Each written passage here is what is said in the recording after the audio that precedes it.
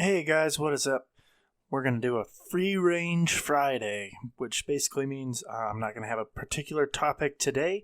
I'm just going to talk basic things about D&D, and we'll see how things go from here. So I'm going to try and do as little editing as possible on the audio and just make this live, hence the free range. So with that, let's get on into it and talk some subjects.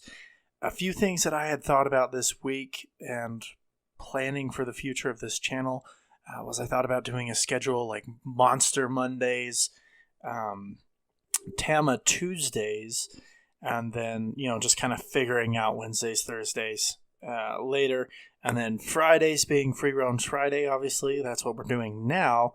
And I want it to kind of be like a podcast type feel, but not quite there. And, just kind of see how things go. So with that in mind, we'll dive right into it. One thing I was thinking about is... I guess I should start with... I actually did get a message from my oldest brother, and he did correct a couple of my things from my first upload video. And that was, I wasn't actually 8 when I first started playing Dungeons & Dragons. I was actually 6. And so that would have made, my older brother was, my middle brother was only 12 at the time. And then my sister would have been 9. And so that's why I think really the imagination was still there, still intact. We were young enough that we could still have fun and get into the role play a lot better, which we've somewhat lost as adults, which is okay. It happens. You kind of lose that imagination you had as kids. But anyway, so I did want to correct that. And then I also did want to clarify the Tales of Tama. It is kind of like the same module starting out, but it was adapted to 5th edition.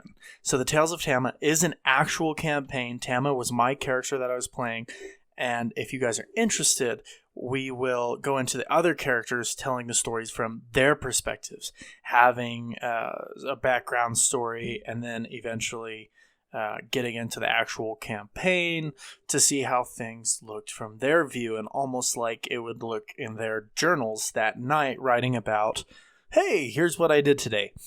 So that was some of the thoughts that I had for that. Let me know down in the comments below if that's something you're interested in. We have Gabriel and the man in silks from the last episode. We have Willow. Oh, spoilers. I might edit that out. I know I didn't want to, but I might. Spoilers. Okay.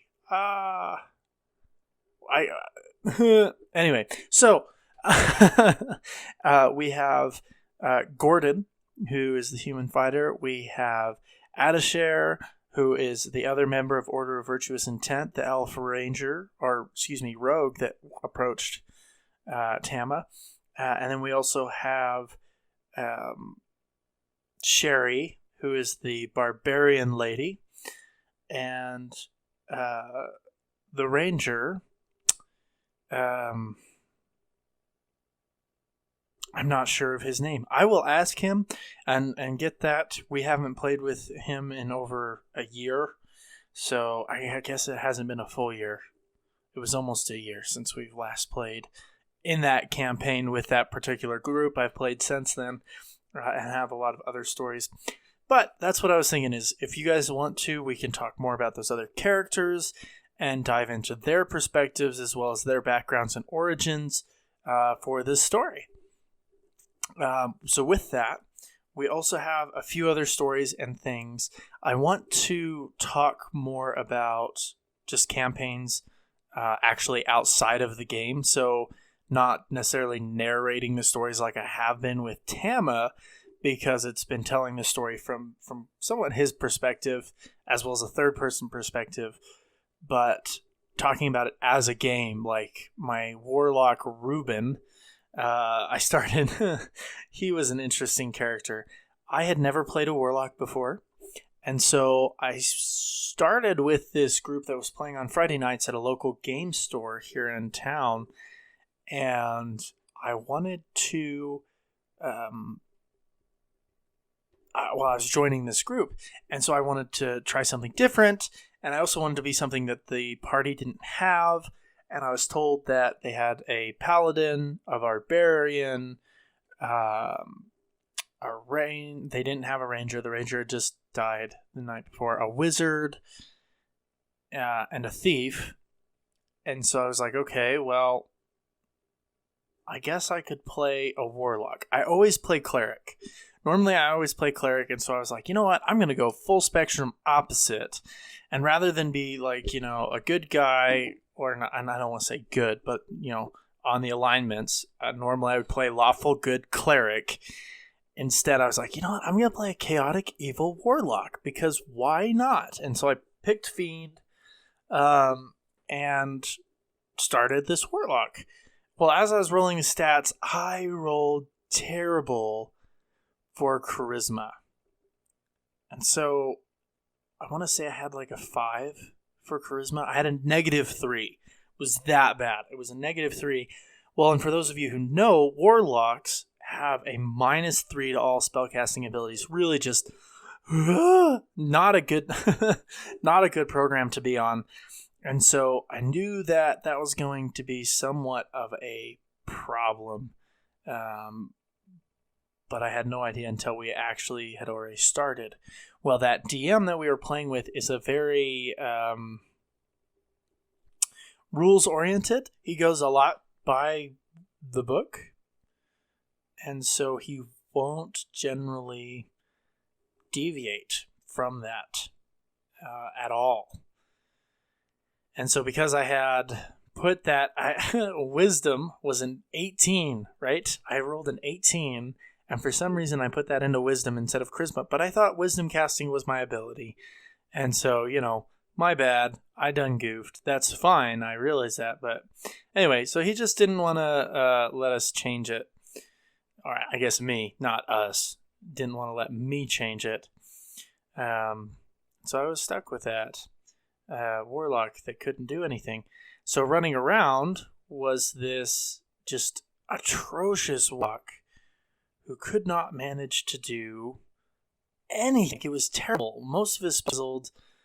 The ones that didn't weren't powerful spells. They were more like cantrips and things like that, and nothing really to write home about. And one day, we were gaming, and everyone was dying. It was really bad. I forgot to mention we already had a cleric in the group too, and so that's why I didn't play cleric either. So the cleric, the wizard, and I, my warlock, Reuben, we were the only ones left. And we were level 3. I was a level 2 still at that point. No, I was a level 3. Just kidding. So we were level 3 adventurers fighting an owlbear. And man, this sucker was tough. And so all of our tanks had gone down. Our healer was out of spells. Our cleric was out of spells. And so was our wizard. So I was the only one with any spell slots left. And I had burning hands. And I hadn't used any of my spells. And I was just like, you know what? Screw it. We got into this little room and we barricaded ourselves using the table to barricade the door. And as the owlbear broke through and smashed through and stuck his head in to try and bite at us, I used burning hands right on his face. And I rolled a nat 20. And I was so happy. It was just like, yes, oh my gosh, I finally did it. And